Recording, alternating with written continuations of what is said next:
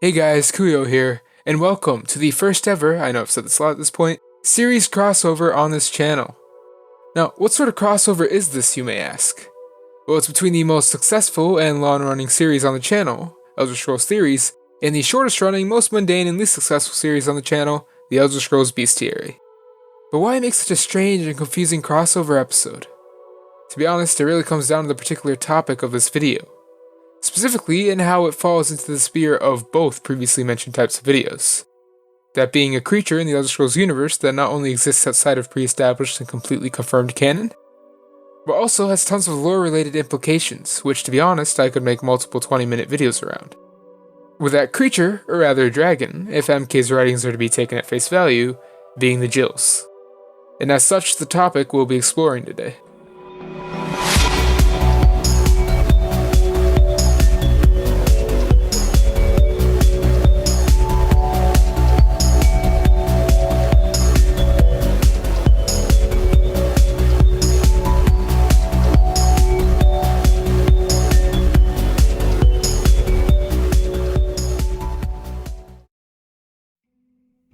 Intro done.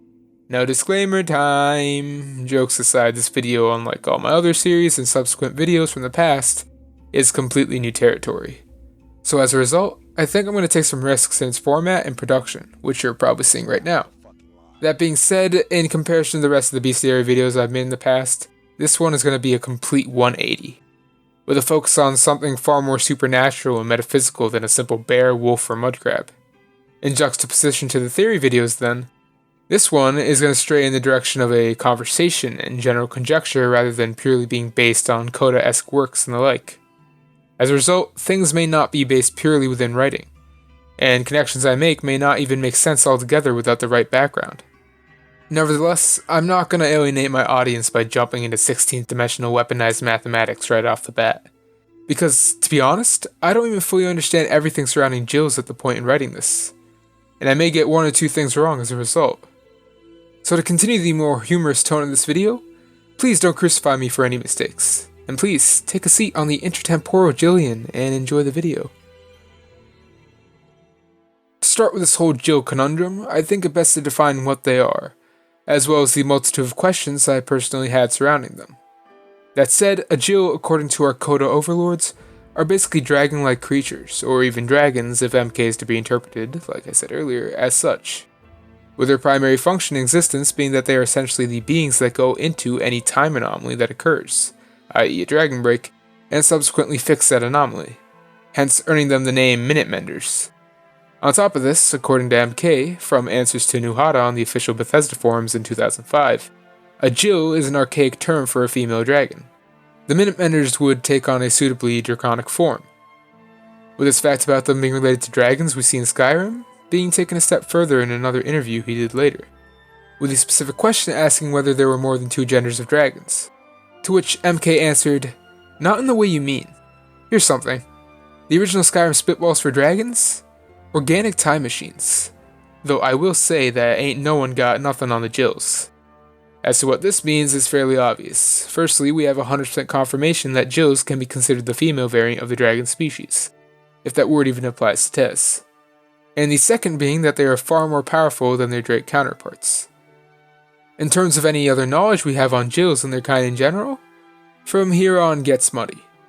But two things in particular do begin to shine through the haze. That being that firstly, in relation to their existence as Minute Menders, Jills are set to work underneath the time god himself, Akatosh, as well as maybe Alduin, though I couldn't find any explicit confirmation on that anywhere.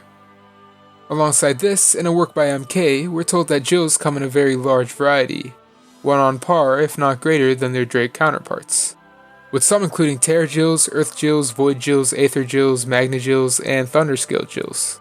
A detail that, while being important in the work that it exists in, the 500 mighty companions or thereabouts of Ysgramor the Returned, has even greater implications when simply looking at the names of said Jills, and considering the powers that they may have had underneath Akatosh.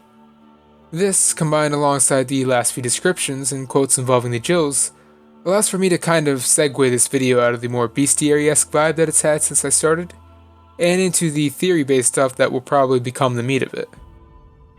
To start us off on the theory crafting, I think that looking at the Jill's so-called master, differences from the Drakes in variety would be a good place to begin. That being that, upon a closer inspection, the difference in ability and attunement to time between Jills and Drakes is honestly kind of shocking. But at the same time makes some form of sense, as the Jills, unlike our typical Drakes, serve directly under Akatosh himself, and as such would obviously be far greater at controlling time than their more physical counterparts. But the Jill's so-called strength in comparison to the Drakes also brings into question why they're so much stronger than the Drakes at all. For this question, after a bit of thought, I've come to the conclusion that the reason for this is that, unlike dragons that seem to be shards or pieces of Akatosh given sentience, the Jills are but spirits that follow him. Not only would this go a long way in explaining the Jill's power and appearance, but may also explain why they don't exactly share the same mentality as dragons, and maybe even why they choose to identify as female over male. For if the Jills are in fact just spirits, the ability to change forms and determine gender, at least in connection to actual canonical lore in comparison to typical dragons, would make much more sense. As for their power, I think a good example of this involves a piece of information I forgot to divulge. That being where the Jills supposedly exist, which, according to what I've read, is the space between time. Something that to me screams that they may not even be dragons in the first place. With my reasoning being that the only known record we have of a dragon being thrown through time, and maybe even being thrown in between it, is with Alduin. In the case of Alduin, we know that simply messing with his location in time was more than enough to weaken him. A dragon that is not even a normal dragon, but a piece of Akatosh, and more so, the World Eater. So how exactly then does that constant change in time flow not affect the Jills to the same extent? As not only are they constantly traveling from time disaster to time disaster, but they're also constantly being forced to change their attunement to time by doing so. The only conclusion in my mind then is that they are not in fact dragons at all. On top of that then, we have my next point of interest involving the Jills, that being the variety of types that there are. Now the first thing I immediately noticed when looking at the numerous types listed by MK is, why are so many of these Jills not just referred to as temporal or time Jills? And once again, this all rolls back to the concept that perhaps Jills are not even dragons to begin with. As why would a Jill, a being known to be a minute mender, have anything to do with the void? The only thing that I could start to extrapolate from such statements is that there's either one of two things going on in their naming scheme. The first seems like what I think MK was aiming for when he wrote down these names, and the second is based more off my previously made argument involving their nature as spirits, if that is the case. That of course being that firstly, if they are in fact dragons in the sense that they follow Akatosh and take a similar form to them, then maybe there is some form of time wrapped around everything in existence. This then also brings into frame the implications of time on the entire Tez universe. And if I may be so brash, hints at larger scale events and beings that have happened and may happen, i.e. things like the Kalpic cycle and the ever-encroaching void just outside the bounds of creation. The second choice then is that the Jills are in fact not wholly bound to just Akatosh, with their appearance probably having more to do with an ideology than anything else, and that perhaps, as I read during my research, that Jills are but a placeholder for angels in the Tez universe, with the large variety of Jills just being there to carry out tasks for the gods that they themselves cannot do, or any other sort of thing that must continue to happen for the universe to keep functioning.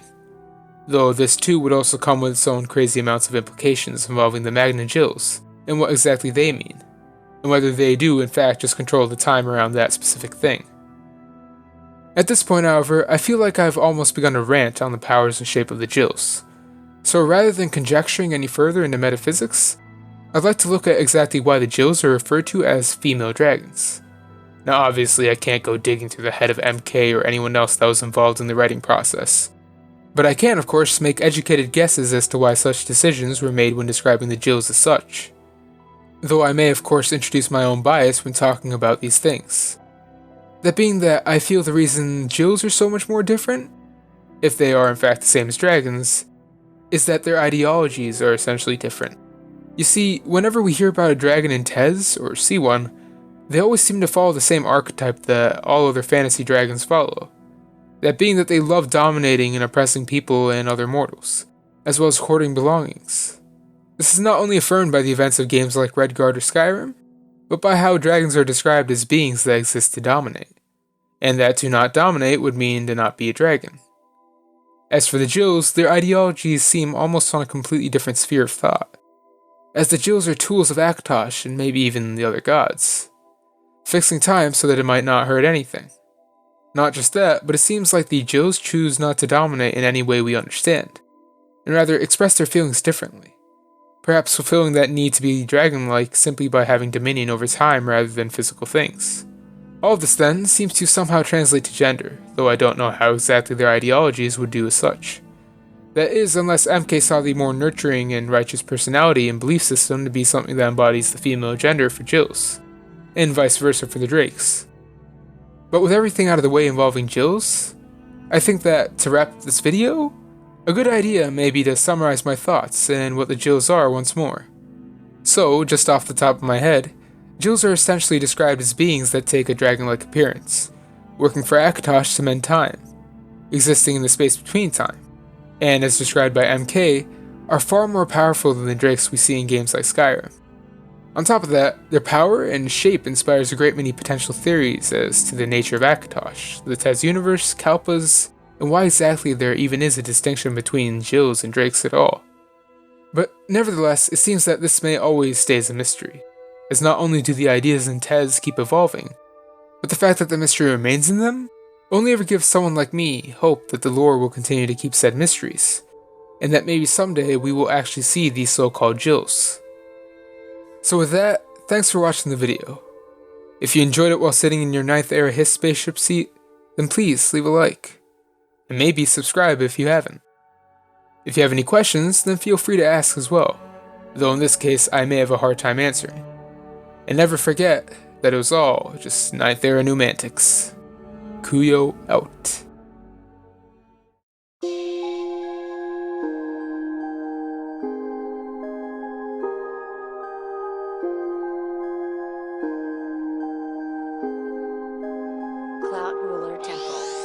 Hey, trapping with the gang, trapping with the gang. Hey, brand new armored horse for the Mustang. Hey, bitch, I run the gang. Don't fuck with the blades, just got 90K. Fuck 3 bitches, I forgot their names. I can't lie, no dot. Hey, Rolls Royce with no top. Hey, Rolex on my wrist. Hey, bitch, you know I'm hot. Hey, boy, I'm hot.